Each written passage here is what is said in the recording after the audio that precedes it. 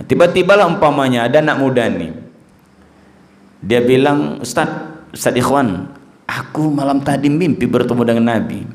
Ditanya bikin Ustadz Ikhwan, macam mana rupanya kau tengok dalam mimpi kau tuh? Aku tengok pakai celana jeans, bajunya baju kaos, rambutnya itu pula ada macam ada jalan-jalan semutnya kata. Ya kalau Ustadz Ikhwan pasti bilang, itu bukan Nabi, itu Ronaldo jumpa sama kau tuh malam tadi gitu. Itu mengenalkan Nabi secara utuh, tapi bukan Nabi yang dikenalkan gitu. Sehingga ketika sudah selesai peringatan Maulid Nabi, kita pun tak kenal kepada Nabi kita.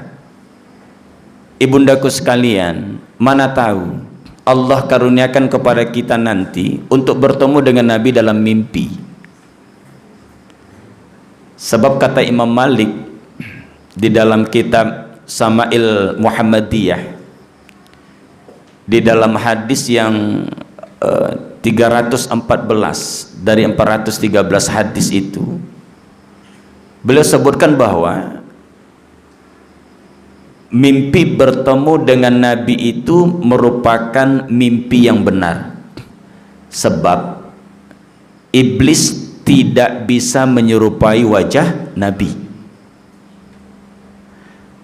Tiba-tibalah umpamanya ada anak muda nih, dia bilang, Ustadz Ikhwan, aku malam tadi mimpi bertemu dengan Nabi. Ditanya bikin Ustadz Ikhwan, macam mana rupanya kau tengok dalam mimpi kau tuh? Aku tengok pakai celana jeans, bajunya baju kaos, rambutnya itu pula ada macam ada jalan-jalan semutnya kata. Ya kalau Ustadz Ikhwan pasti bilang, itu bukan Nabi, itu Ronaldo jumpa sama kau tuh malam tadi gitu kan. Nah bayangkan kalau seandainya Allah karuniakanlah kepada kita semua, amin, bertemu dengan Nabi di dalam mimpi kita, sementara kita tak kenal kepada Nabi. Dia katakan, ya aku Nabi gitu. Oh jangan-jangan bukan seperti itu gitu. Nah makanya disinilah pentingnya kita untuk kenal kepada Nabi. Nah dalam pertemuan kita kemarin, Rasulullah sebagai pemuncak ketauladanan sudah kita sampaikan. Ternyata tatkala kita salah di dalam mentauladani, salah di dalam mengagumi, itu akan berimbas nantinya bukan hanya di atas dunia ini saja, tapi juga di akhirat. Betapa menyesalnya orang ketika Allah sudah utus Nabi kepadanya, ajaran-ajaran Nabi itu sampai kepadanya, dakwah Nabi itu sampai kepadanya, akan tetapi dia tak ikuti jalan kenabian itu.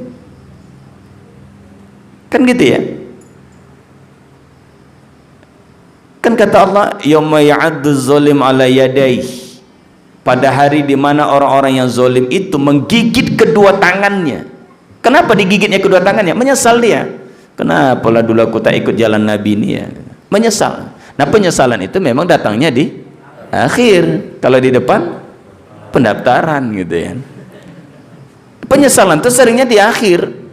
Begitu juga. Yang kedua, ya wailata laitani lam attakhiz fulanan khalila. Duhai kenapalah dulu aku ikuti si fulan tuh, kujadikan dia sebagai teman karibku.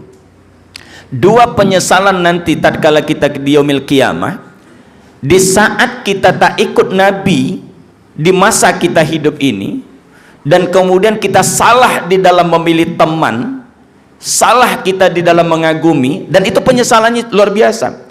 Saking kan dia menyesalnya itu tadi, dia gigit kedua tangannya itu tadi. Dia gigit kedua tangannya, bukan dua jari, tapi kedua tangannya. Bayangkan begitu menyesalnya orang ketika menyesal, dia gigit kedua tangannya itu, muat tak muat lah itu.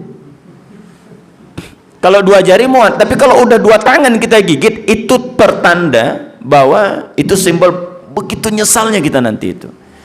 Nah disitulah penyesalan itu terjadi, dan penyesalan itu tidak ada gunanya.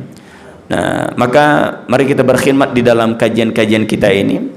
Salut kita sama anak-anak muda di MBM ini. Saya sampaikan sama guru saya Ustadz Ikhwan tadi, ketika ada anak muda bergerak di satu kampung, maka dari situ akan muncul yang namanya apa itu?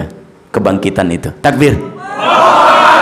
Kalau sudah anak mudanya bergerak, karena Imam Ghazali katakan bahwa sudah menjadi fitrah kebangkitan itu ada di tangan anak muda. Sudah menjadi fitrah itu. Dimanapun dalam setiap fase zaman ini pasti anak mudanya yang hadir di tengah itu. Jadi kalau Bandar Basilam nih, kita yakin dan percaya ketika sudah anak mudanya bergerak, maka di situ pasti akan lahir sebuah kebangkitan. Amin. Nah, saya pikir itu aja untuk tambahannya. Kalau ada pertanyaan silakan. Silakan. Mana ini moderator? Ustaz Wahyu.